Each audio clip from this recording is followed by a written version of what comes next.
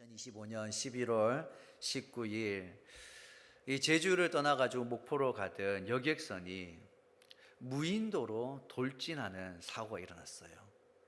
이런 배가 큰 여객선이 이런 세월호 같은 큰 배가 무인도로 돌진했다 생각해 보세요.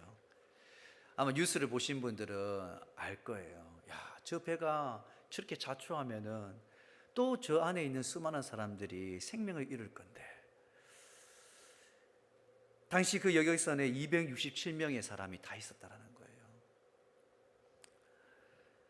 다행히 그날 이제 모든 승객과 승무원들이 안전하게 구조가 돼서 다행이에요. 그런데 이 바다 위에 항해하던 배가 왜 무인도로 돌진했을까? 해경이 이렇게 조사해 보니까 항해사 A씨가 이 배 자동 항법 장치를 켜놓고 핸드폰으로 뉴스를 보다가 아차 하는 순간에 배가 잘못된 길로 가가지고 앞에 섬이 있는데 그 무인도 섬을 그대로 이제 박아버린 거예요. 여러분, 세월호 침몰로 우리가 수많은 생명을 잃었지 않습니까? 이 일로 온 나라가 몸살을 앓았거든요. 누군가의 욕심과 부주의 때문에 수많은 사람들이 생명을 잃었어요. 옳은 선택을 할 수 있었지만 그 한 사람 한 사람이 할 수 있는 그 옳은 선택을 하지 않아서 그 결과로 일어나지 말아야 할 일이 일어나고 말았다라는 거죠. 이런 편안한 흔들 의자에 앉아가지고 집에서 핸드폰 영상 보는 거, 여러분 그거 범죄가 아니에요. 집에서 흔들 의자에 앉아가지고 핸드폰 볼 수 있죠. 하지만 수백 명이 탑승한 배의 항해사가 조타실에 앉아가지고 핸드폰 영상을 보고 있다? 이건 분명 범죄라는 거예요. 여러분, 단순히 사고의 위험성이 높아서 문제가 아닙니다. 이거 단순하게 실수라고 할 수도 없다라는 거예요. 왜냐하면 승객의 생명이 항해사의 손에 달려있기 때문이에요. 배를 안전하게 운전하는 것은 항해사로서 당연히 해야 할 일입니다. 이 옳은 일을 하지 않았기 때문에 사고가 났고, 그로 인해 가지고 수많은 사람들이 위험한 상황에 마주하게 되었다라는 거죠. 이 프랑스의 철학자 사르트르가 아주 유명한 이런 말을 했거든요. B와 D 사이에 C, 이런 이야기 했었어요. 한 번 정도 들어보셨을 거예요. B와 D 사이에 C. 이런 알파벳 A, B, C, D니까 이 알파벳 순서를 이야기하는 게 아니에요. B와 D 사이에 C가 있다, 이걸 이야기하는 게 아니거든요. 여러분, 이 B는 birth, 태어남의 약자예요. 그리고 D는 death, 죽음의 D라는 거죠. 그리고 C는 choice, 선택의 C라는 거예요. 다시 말해서 이 B와 D 사이의 C라는 것은 태어남과 죽음 사이에 수많은 C, choice가 우리의 삶에 있다라는 거죠. 여러분, 말 한마디 하고 안 하고도 내 마음이니까, 내 선택이에요. 여러분, 선택은 자유라는 거죠. 하지만 선택에는 여러분 책임이 따르게 돼 있어요. 선택의 자유 너무 좋죠. 중요한 것은 선택을 따른 그 책임의 무게를 내가 아느냐는 거예요. 여러분, 사고를 낸 이 항해사는 핸드폰 보는 거 아주 개인적인 선택이에요. 하지만 그 책임, 그 선택이 가져올 결과에 대한 그 책임의 무게를 알지 못했던 거죠. 올바른 선택은 수많은 사람의 생명을 지킬 수 있어요. 반대로 잘못된 선택은 수많은 사람을 위험에 빠뜨릴 수도 있다는 거죠. 1년 52주 주일 아침 하나님을 예배하는 이 자리에 나오고 안 나오고도 여러분 각자의 선택이라는 거예요. 그리고 선택에 대한 책임도 당연히 각자가 지는 겁니다. 여러분, 선택에 대한 책임 각자가 지는 거니까 그럼 이렇게 생각하면 아무 문제 될 게 없어요. 왜? 그 선택에 대해서 자기가 책임지면 되니까는. 그런데 정말 문제 없다고 할 수 있을까? 그렇지 않다라는 거예요. 선택은 자유인데 그 선택, 그 책임 내가 감당하면 되는데 문제가 뭐냐면 스스로 감당할 수 없는 선택도 있더라는 거예요. 쉽게 말해서 잘못된 선택에 따른 그 책임을 혼자 감당하기에는 우리 인간에게는 능력의 한계라는 것이 있더라는 거예요. 이런 항해사가 핸드폰을 봤어요. 아차 하는 순간 배가 무인도로 돌진하고 있는 거예요. 순간 내가 이 배를 세울 수만 있다라면 문제 없어요. 하지만 항해사에게는 그만한 능력이 없더라는 거죠. 민수기 11장 14절 말씀 보면은 강약길에서 모세가 하나님 앞에 이런 고백을 하거든요. 우리 같이 함께 보도록 하겠습니다. 책임이 심히 중하여 나 혼자는 이 모든 백성을 감당할 수 없나이다. 아멘. 나 혼자서는 이 모든 백성을 감당할 수 없다. 모세 혼자 이 책임이 너무 크다라는 거예요. 모세는 자신의 선택이 가져올 그 선택의 결과, 그 책임의 무게를 알았던 사람이에요. 하나님께서 모세를 부르시고 이스라엘의 지도자로 모세를 세우시거든요. 하지만 모세가 이스라엘 백성들을 그 약속의 땅 가나안 땅으로 인도해 가는 그것은요, 그 일이 모세 혼자서 감당하기에는 너무 힘든 일이었다라는 거예요. 자신의 능력 밖의 일이었다는 거죠. 그 선택 하나 잘못하면 온 이스라엘 백성들이 잘못된 길로 갈 수 있으니까 그 하나하나 선택이 모세에게는 너무나 그 책임이 중하게 느껴졌던 거예요. 그래서 모세는 매일같이 하나님 앞에 엎드릴 수밖에 없었던 거예요.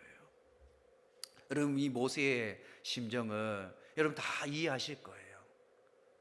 저도 우리 아부처보다 하는 장로교회 목회하는 목회자로서 이 목회자의 심정, 그 모세의 심정이 이해되거든요.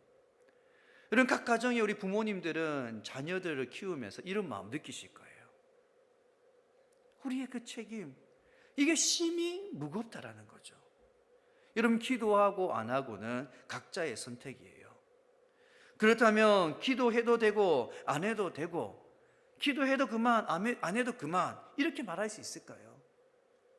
반대로 기도한다고 달라질까?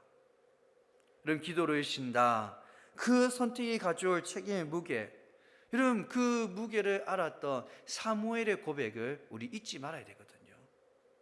사무엘상 12장 23절에 사무엘이 이런 이야기를 해요. 우리 같이 함께 보도록 하겠습니다.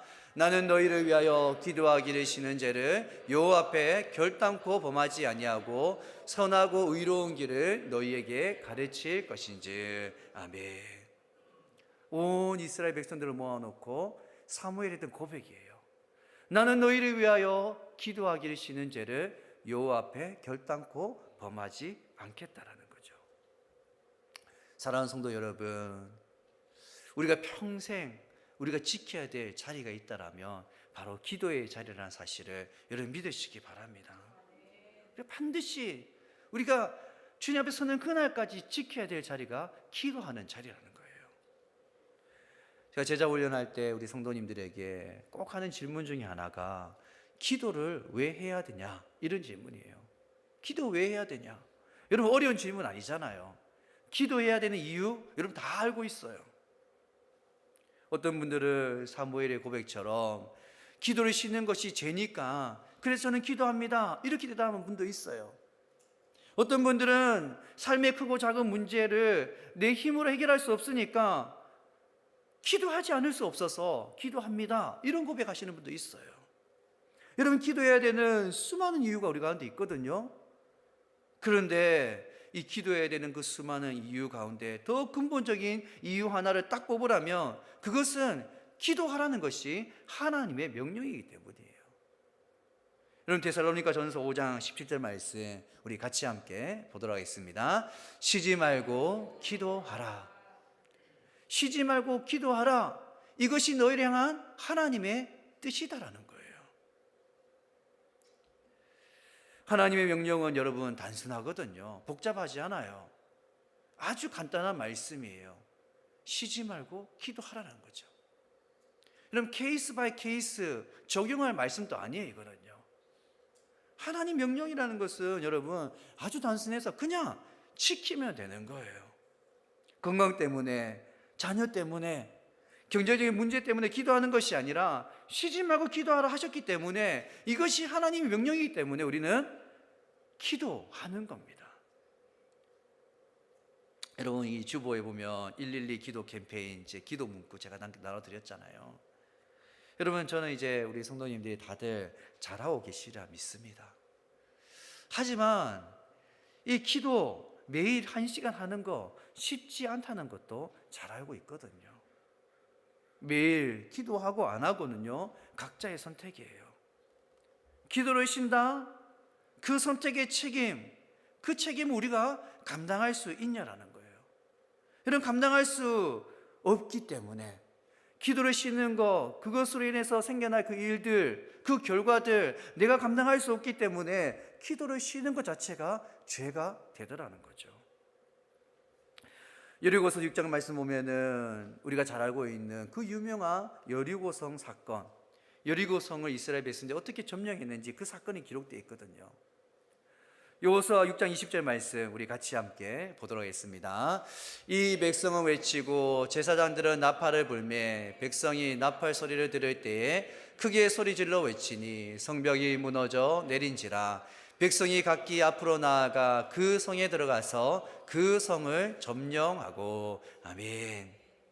이스라엘 백성들이 여리고성에서 거둔 이 승리라는 것은 싸워서 힘으로 쟁취한 승리가 아니더라는 거예요.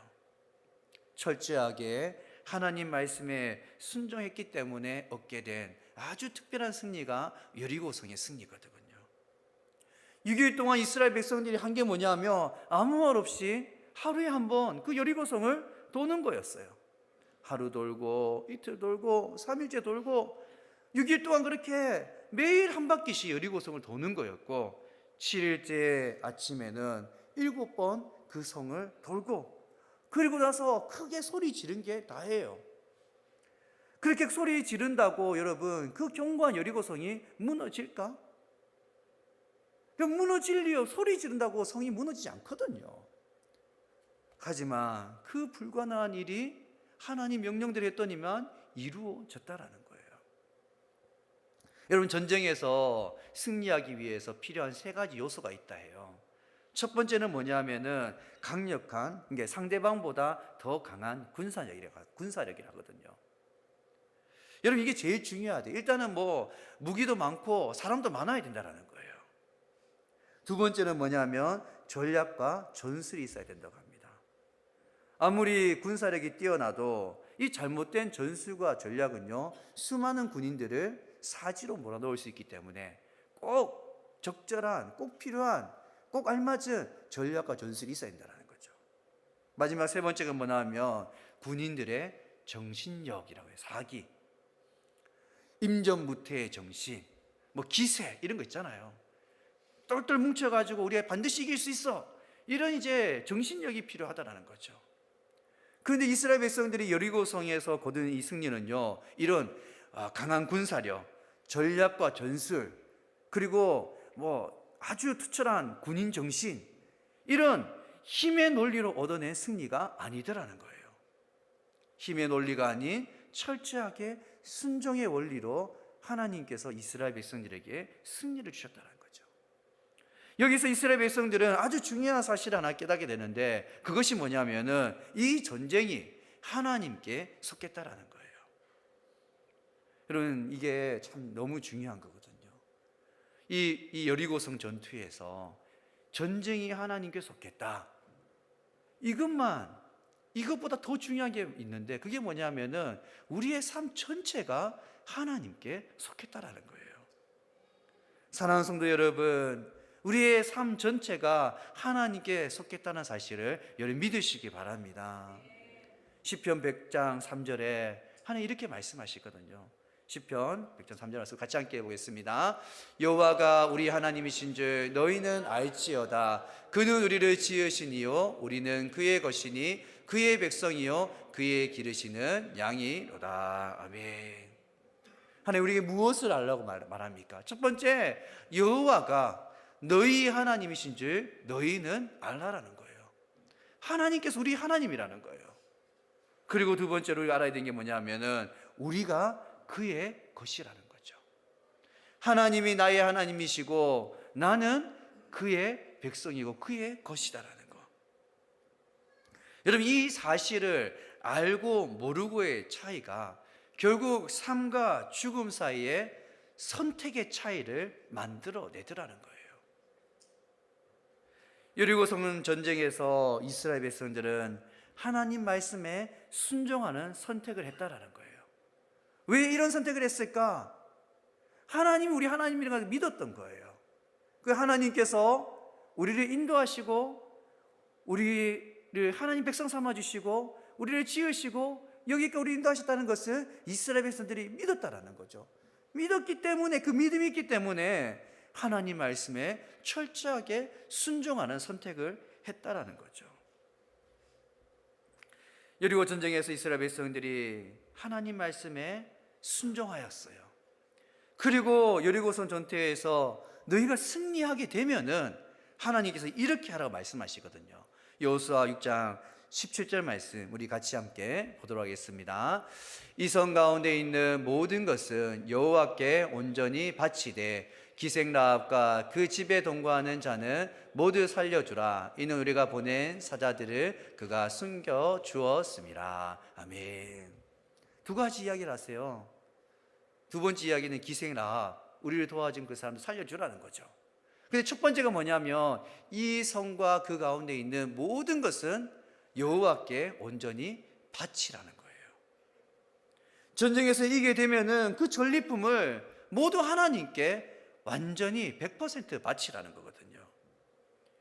여러분, 전리품이라는 것은, 이 전쟁에서 이긴 그 전리품이라는 것은 전쟁을 승리로 이끈 군인들의 몫이었어요.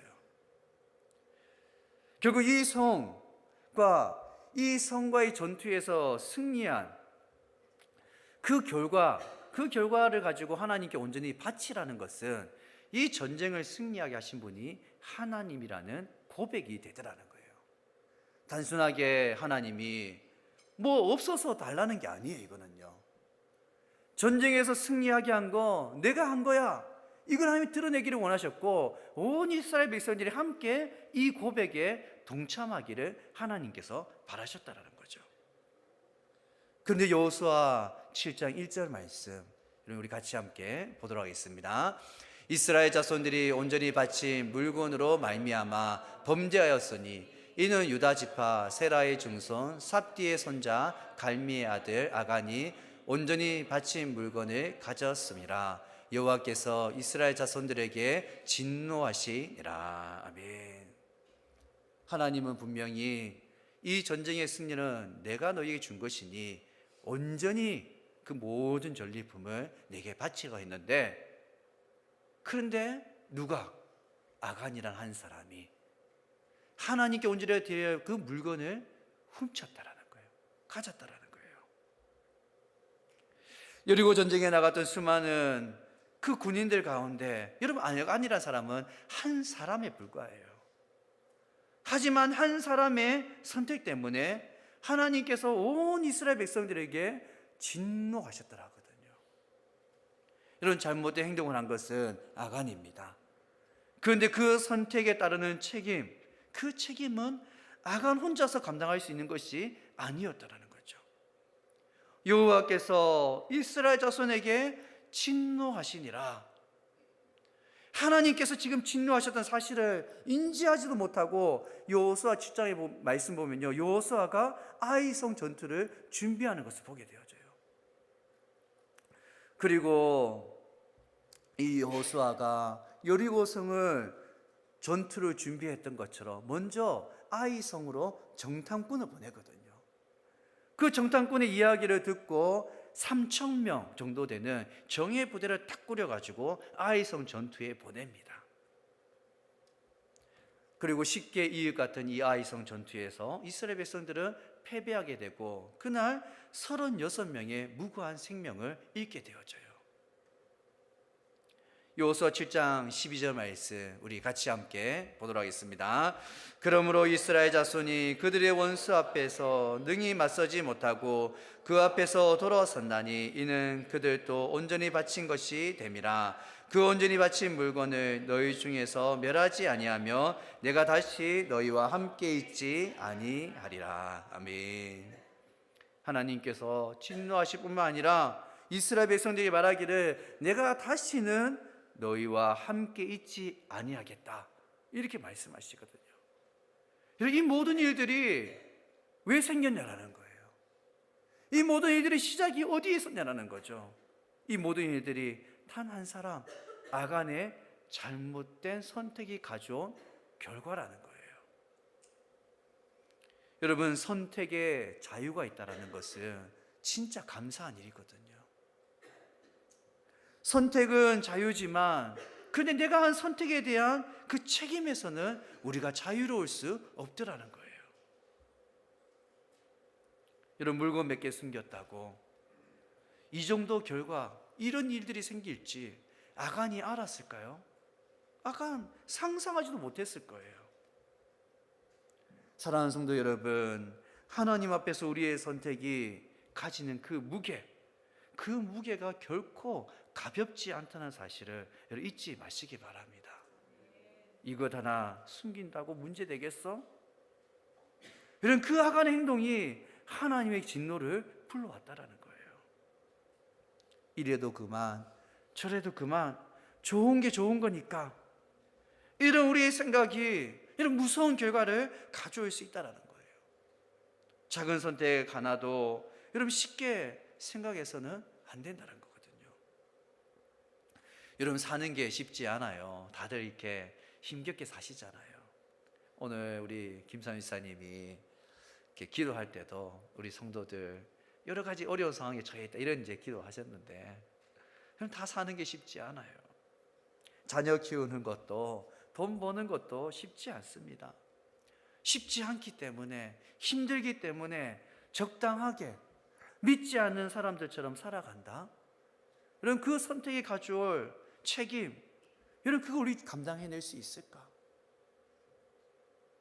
여러분, 우리가 그 책임, 그 선택의 그 무게를 우리가 감당해낼 수 없다라는 거예요. 여러분, 그럼 어떻게 하면 좋을까? 여러분, 갈라디아서 6장 7절 말씀 우리 같이 함께 보도록 하겠습니다. 스스로 속이지 말라. 하나님은 업신여김을 받지 아니하시나니 사람이 무엇으로 심든지 그대로 거두리라. 아멘. 하나님을 속일 수 있을까? 스스로는 속일 수 있어요. 사람을 속일 수 있어요. 사람 속이는 거 어렵지 않거든요. 사람들 보기에 믿음 좋은 척, 믿음 좋은 사람처럼, 기도 많이 하는 사람처럼, 괜찮은 사람처럼 연기할 수 있어요. 우리의 연기에 사람들이 속아 넘어갈 수 있다는 거예요. 그런데 우리의 연기가 믿음 좋은 척, 기도하는 척, 좋은 사람인 척하는 그 우리의 연기가 사람에게 통할지 몰라도 하나님께는 절대 통하지 않는다라는 거예요. 하나님은 속지도 않으시지만 아주 정확한 분이라는 거예요. 심지 않으면 거둘 수 없다라는 겁니다. 여러분, 112 기도 캠페인, 이 기도 캠페인의 핵심은요, 매일 기도를 심는 거예요. 하루에 1시간 기도하는 거 여러분 쉽지 않아요. 그런데 기도를 하고 안 하고는요, 각자의 선택이거든요. 삶과 죽음 사이에서 오늘 또 나는 기도할 것인가, 기도하지 않을 것인가, 매일같이 우리는 선택해야 돼요. 바쁘죠? 피곤하죠? 쉬고 싶고 놀고 싶어요. 하지만 여러분, 아간의 이 불순종과 쉬지 말고 기도하라는 하나님 말씀을 지키지 않는 것, 이 두 가지를 다르다고 할 수 있을까? 우리가 두 가지 똑같이 하나님 앞에서는 불순종이라는 거예요. 여러분, 사람이 무엇으로 심든지 그대로 거둔다. 여러분, 이게 기도하지 않는 사람에게는 무서운 경고의 메시지예요. 왜? 기도하지 않으니까, 심은 것이 없으니까 내가 거둘 것도 없겠다 생각하니까는 이 말씀 자체가 무서운 말씀이에요. 하지만 기도하는 사람에게는요, 이보다 더 확실한 축복의 말씀이 없더라는 거예요. 왜? 기도하면, 심으면 거둘 거니까요. 여러분, 하나님의 은혜는 물과 같다 하지 않습니까? 이런 물은요, 낮은 곳으로 흘러가게 되어 있습니다. 오늘 이렇게 함께 우리 예배드리는 이 시간에 우리 중에 누구의 마음으로 하나님의 은혜가 흘러가고 있을까요? 하나님의 그 은혜가 누구에게 지금 흘러가고 있을까? 여러분, 베드로전서 5장 5절 말씀 우리 같이 함께 보도록 하겠습니다. 젊은 자들아, 이와 같이 장로들에게 순종하고 다 서로 겸손으로 허리를 동이라. 하나님은 교만한 자를 대적하시되 겸손한 자에게는 은혜를 주시느니라. 아멘. 우리에게 하나님 말씀하시기를 겸손해라는 거예요. 이런 교만한 자, 마음이 높은 자를 말해요. 마음이 높은 자. 이런 교만한 사람, 좋아하는 사람 아무도 없어요. 다 자기 잘난 척하고 하는 사람 다 싫어해. 사람들이. 하나님도 교만한 자를 대적하신다 하거든요. 그런데 겸손한 자, 그 겸손한 자에게는 하나님이 은혜를 주신다는 거예요. 어떤 사람이 겸손한 자라는 거죠. 겸손한 척 한다고 여러분 하나님 속을까요? 겸손한 척 한다고 하나님 속지 않아요. 정말 겸손한 사람이 어떤 사람일까? 여러분, 매일같이 하나님 앞에 엎드려 눈물로 기도하는 그 사람이 여러분 정말 낮은 마음을 가진 사람이고 겸손한 자라는 사실을 여러분 믿으시기 바랍니다. 예수님께서 제자들과 함께 밥을 먹을 때에 여러분 귀신 들린 그 딸을 데리고 있던 그 스로보니게 여인이 예수님께 찾아와서 여러분 간청하는 그 기도 여러분 다 아시지 않습니까? 딸 살리겠다고 예수님 앞에 엎드려서 그 상에서 떨어지는 그 부스러기라도 내게 달라고 그렇게 겸손하게 낮아진 마음으로 예수님께 간청했더니 예수님께서 그 여인의 그 불쌍함을 보시고 그 딸을 치유하셨다는 거예요. 사랑하는 성도 여러분, 지금이 우리가 하나님께 엎드려서 눈물로 기도해야 될 때입니다. 기도를 쉬는 것 자체가 죄라는 거예요. 쉬지 말고 주님 기도하라 하셨거든요. 눈물로 씨를 뿌리는 자가 기쁨으로 그 기도 응답을, 그 눈물의 열매를 거두게 될 거라고 주님 말씀하셨어요. 사랑하는 성도 여러분, 낮아지고 낮아진 우리의 마음에, 우리의 가정에 그 하나님의 은혜가 넘쳐나기를 간절히 축복합니다.